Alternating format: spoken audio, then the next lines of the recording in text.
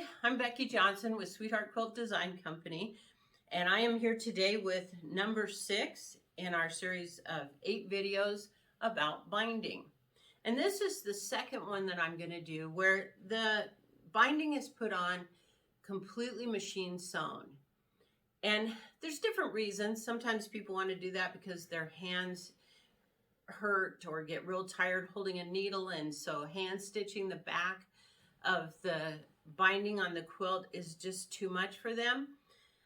Or sometimes, like for instance, this quilt is going to be donated to the NICU at the local hospital, and I don't know what kind of care or use it gets. It may get washed a lot, and so for me to do a completely machine sewn binding is a, I don't know, safer, more long-lasting way for me to put this binding on.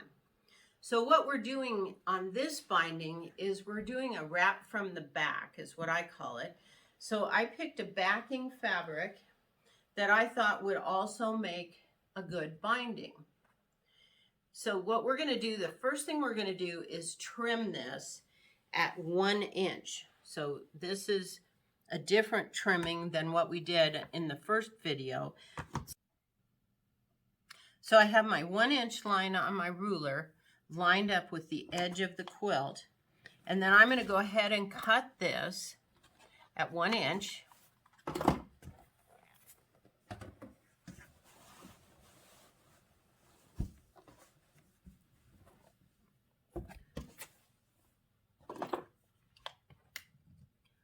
So we'll line up again. Like that.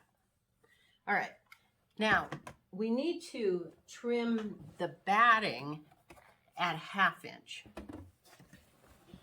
So I'm going to use this little mat, and I'm going to just tuck it in so it's in between my backing and my batting, because I don't want to cut the backing fabric. I just want to cut the batting. And I'm going to go ahead and line up the 1/2 inch line on this ruler with the edge of the quilt top. And then for the corner, I need to cut it at a right angle at a 45 degree, so it just contains the tip. So I'm going to take this 45 degree line on my ruler and line it up with the edge of the quilt top and come down where the edge of the ruler is, right at that tip, and just trim that off. So that way we don't have too much bulk when we stitch the binding down. Okay, whoops. I like it with this 1/2 inch line. It gives me a good dark line to work with when I'm lining it up. And each time you shift the mat, and this can be done with a bigger mat too. You could use a 12 by 18 mat.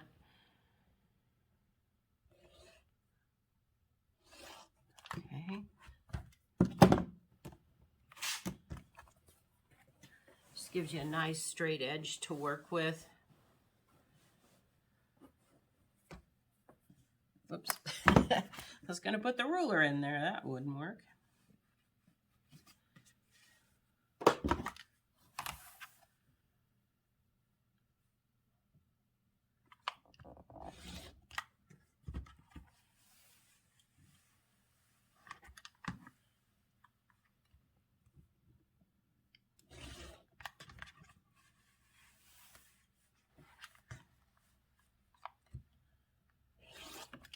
Okay, and then I need to do that 45 degree angle.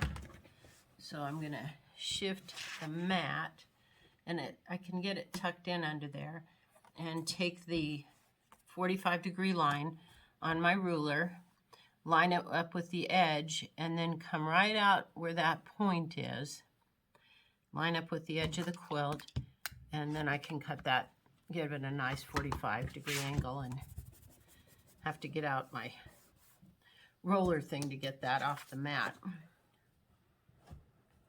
All right, now we're going to start sewing. So we're going to get this folded over, and I like to use these binder clips, I find that I stitch it much straighter if I've got it set up ahead of time.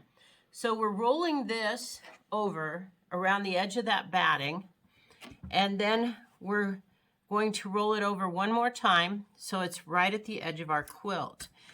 And by leaving that batting in there, it gives us a full binding feel. So I can go along and set this up.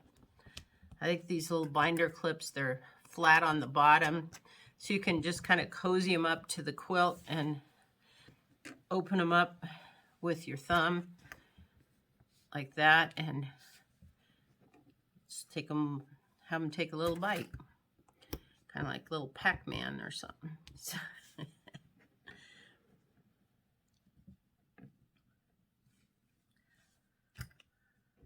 So I find if I lay this out ahead of time with the binder clips, I do a much better job, have a much better looking binding. And you want to stitch this with thread that matches your binding.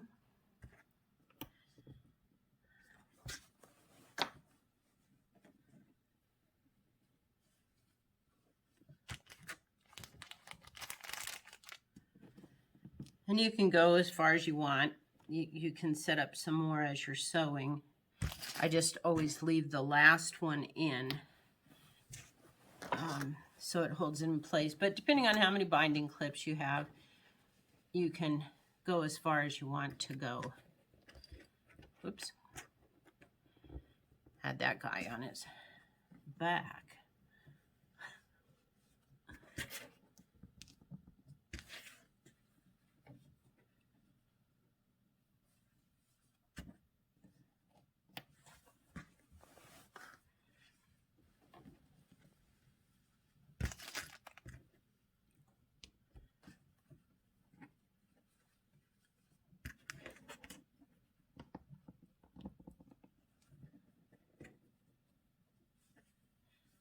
Now, when we get down here to the end, we're just going to stitch it straight through, just right off the end. And then I'll show you how to handle that for the next side of the quilt.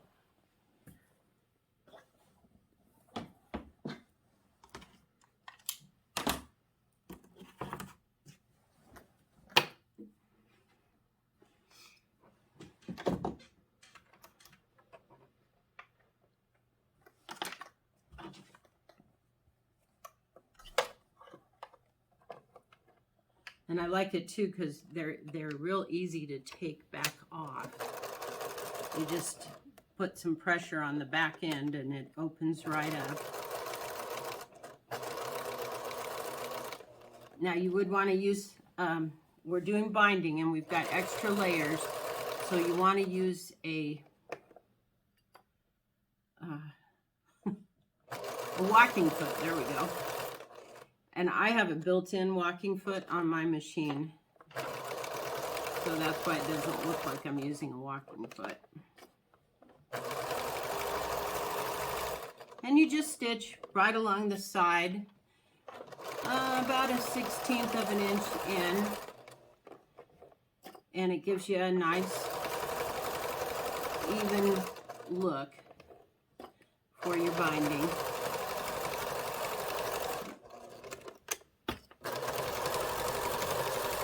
By using matching thread, if you're not perfectly straight, it doesn't show up so much.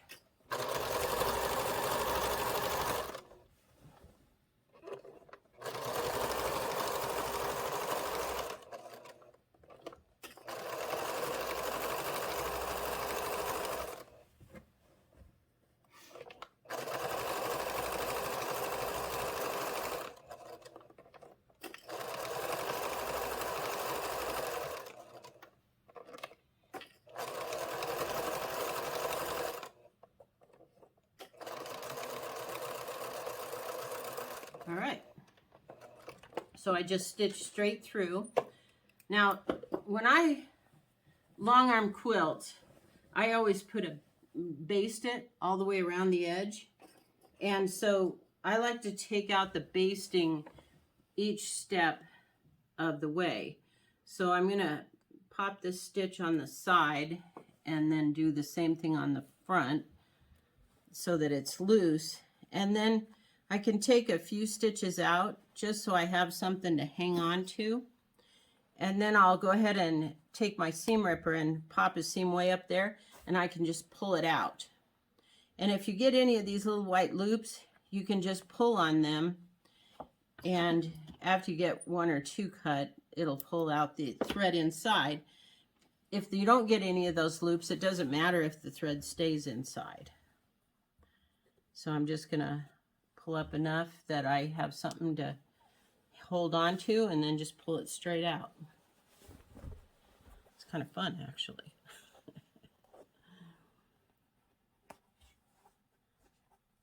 As far as taking things out.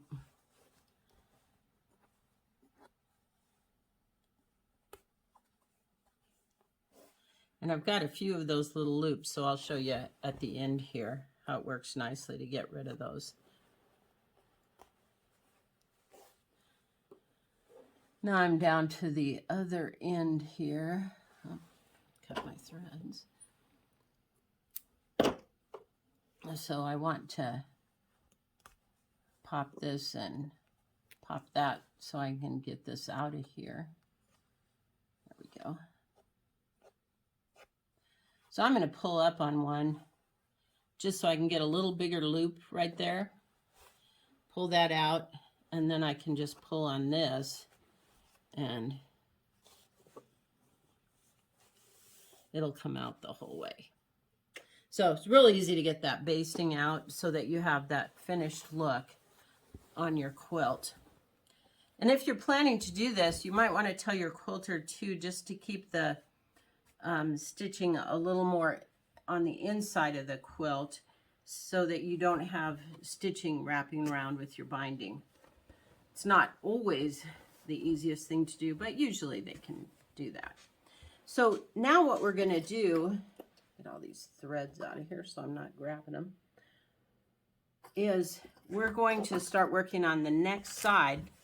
So for this corner, I'm going to fold it down at a 45-degree angle like that.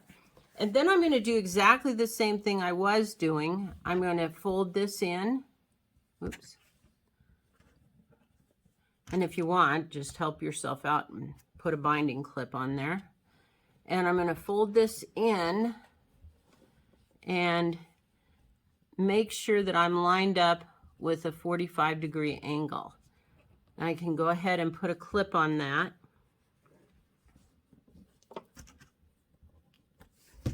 And work my way down just like we did on the other side.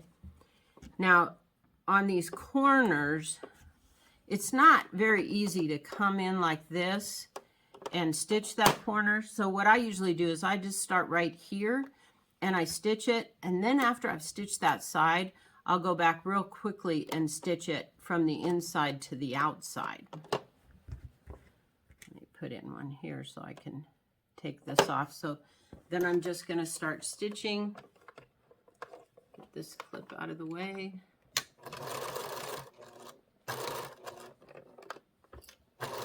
And I did a few tight stitches to hold that in place. Okay, and I'll just stop there so that I can show you how to do that corner.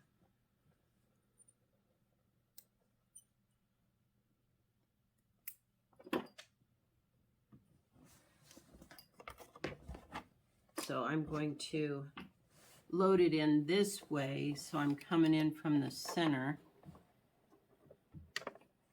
Gotta overlap that a little differently, but it'll work fine. And then I'm going to do a couple quick stitches and just stitch that down. And there isn't a 45-degree angle on the back because of the way we did it, so you don't have to worry about whether you got it stitched down on the back or not. But that way you can go ahead and stitch, get that corner stitched down. because that's the most vulnerable part of your binding, just because it sticks out, and so it gets a lot of wear. So you want to stitch that down. Okay, and then you just keep going around the quilt. When you get back to where you started from, it's just sort of the reverse. So you'll be coming in like this.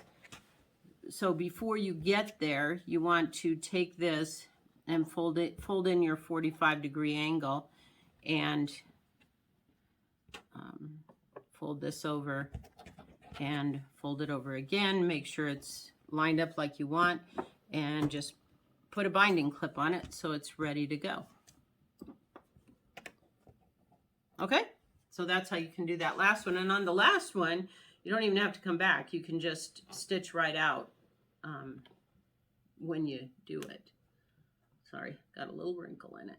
So you can come down to the end here and then stitch out to the edge.